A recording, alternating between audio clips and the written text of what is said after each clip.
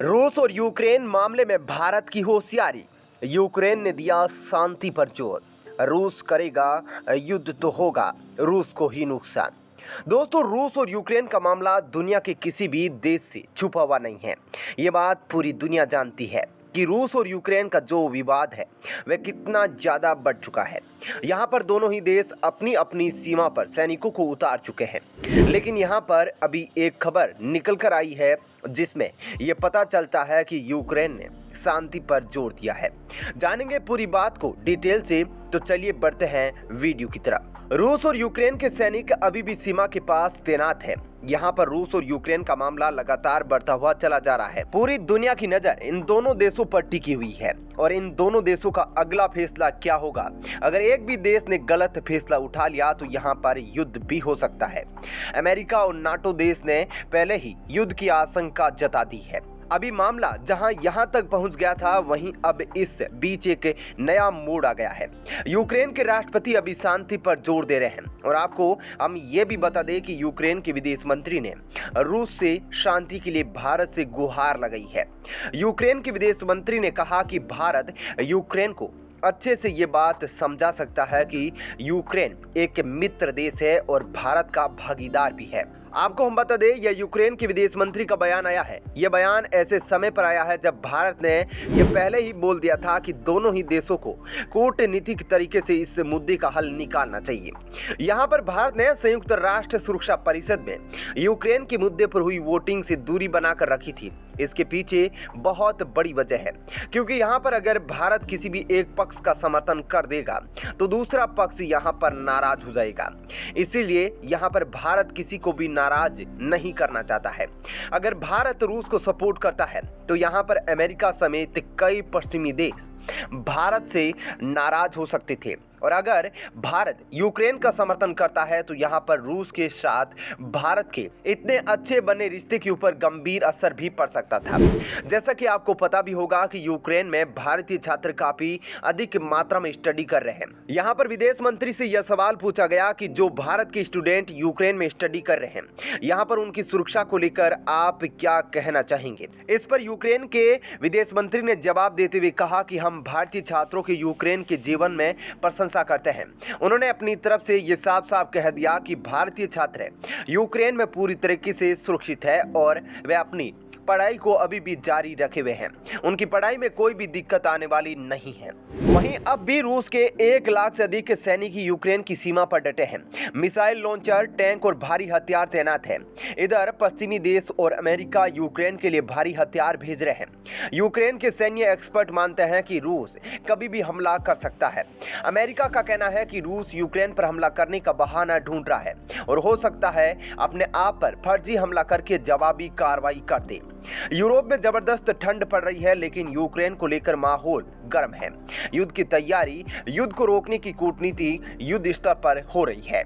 पश्चिमी मीडिया की रिपोर्ट पढ़कर लग रहा है कि रूस बेहद आक्रामक है और किसी भी समय यूक्रेन पर हमला कर सकता है। लेकिन इस समय रूस में क्या चल रहा है और इस संकट पर रूस का नजरिया और रवैया क्या है, यह समझने के लिए रूस स्थित हायर स्कूल ऑफ इकोनॉमिक्स में deputy head of international relations Dmitry Novikov से बात की गई। पश्चिमी मीडिया यूक्रेन के हालात को जैसा दिखा रहा है, रूस का नजरिया वैसा नहीं है। रूस की यूक्रेन पर कब्जा करने की कोई दिलचस्पी नहीं है। अगर हम पश्चिमी मीडिया और पश्चिमी विशेषज्ञों के नजरिए से देखें तो ऐसा लगेगा कि रूस यूक्रेन पर फरवरी में किसी समय हमला करने जा रहा है और इसके लिए वो सैन्य तैयारियां भी कर रहा है। यूक्रेन पर नियंत्रण रूस की साम्राज्यवादी महत्वाकांक्षा का हिस्सा है, हालांकि वास्तविकता ये नहीं है। हाल ही के महीनों में रूस और अमेरिका के रिश्ते और रूस और पश्चिमी देशों के रिश्तों में जो तनाव आया है उसकी वजह कुछ और है। हमें हालात को बड़े दायरे में देखना होगा। यूक्रेन को लेकर रूस की जो नीति और नजरिया है उसके केंद्र में यूक्रेन नहीं है, बल्कि अमेरिका और पश्चिमी देशों के साथ रिश्ते हैं। शीत युद्ध के समाप्त होने के बाद से यूरोप की सुरक्षा व्यवस्था नाटो के इर्द गिर्द हो गई है। नाटो अब इस क्षेत्र में सबसे प्रमुख सुरक्षा एजेंसी है। नाटो ने पूर्व की तरफ लगातार विस्तार किया है और नए नए देशों को अपने गुट में शामिल किया है।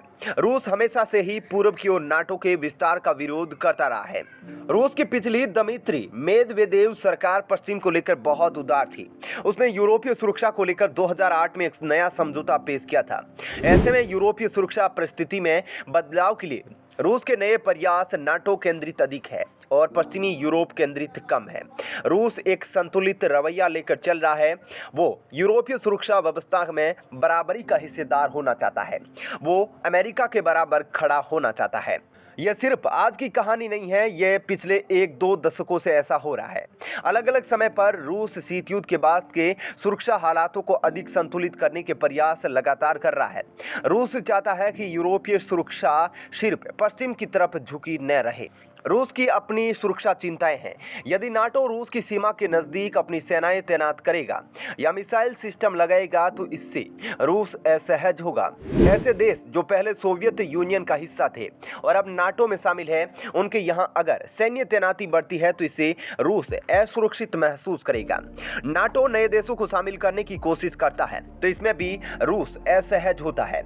रूस नाटो के विस्तारवादी रवैये पर अपना असंतोष जाहिर करना चाहता है। रूस पूर्व सोवियत देशों को अपने प्रभाव के दायरे में रूप में नहीं बल्कि अपने स्पेशल इंटरेस्ट जोन के रूप में देखता है। नाटो रूस के इर्द गिर्द एक सुरक्षा दायरा बनाने का प्रयास कर रहा है। रूस नाटो के इन कदमों की अवैध मानता है। रूस मानता है कि नाटो ने पूर्व सोवियत देशों को शामिल करके उसके विशेष हितों वाले इलाकों में दखल दिया है। इसलिए ये कहा जाता है कि यूक्रेन को लेकर जो भी कदम रूस उठा रहा है, उनका मकसद यूक्रेन पर कब्जा करना नहीं बल्कि इस स्थिति में आना है कि पश्चिमी यूरोपीय देश रूस के साथ समझौता करे।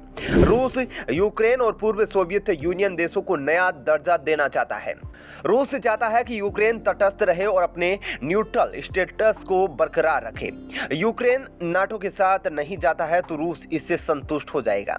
अगर हम इस नजरिए से देखें तो हमें ऐतिहासिक संदर्भ मिलेंगे। 1950 के दशक के सोवियत नेता निकिता खुर्शचोफ ने भी नाटो के विस्तार को रोकने के लिए आक्रामक रवैया अपनाया था। दूसरा बर्लिन संकट और क्यूबा मिसाइल संकट भी रूस की इसी रणनीति का नतीजा था। रूस के इसी आक्रामक रवैये से मजबूर होकर पश्चिमी देशों ने रूस से बातचीत की थी। उस दौर में अमेरिका और पश्चिमी देश अपने मुकाबले में सोवियत यूनियन को बहुत कमजोर मानते थे।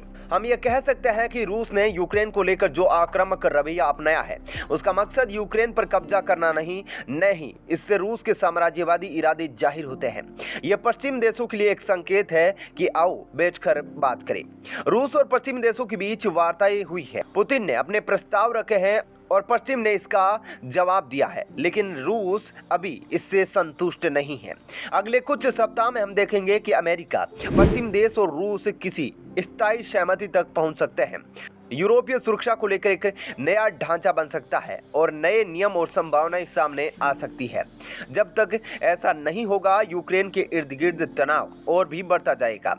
रूस को लगता है कि यूक्रेन को घेरे में लेकर पश्चिमी देशों पर दबाव बनाकर अपने हित साधे जा सकते हैं। यूक्रेन भी युद्ध नहीं चाहता क्योंकि रूस जानता है कि यूक्रेन के खिलाफ युद्ध उसके सामरिक और रणनीतिक हितों में नहीं होगा और अगर युद्ध होता भी है तो पश्चिम देश रूस पर प्रतिबंध लगाएंगे। रूस रणनीतिक बढ़त भी खो देगा। इस नजरिए से देखा जाए तो यूक्रेन में सैन्य अभियान रूसी संघ के लिए एक बड़ा रणनीतिक नुकसान होगा। इस विषय में आपकी क्या राय है, आप हमें नीचे कमेंट करके जरूर बताइएगा। धन्यवाद।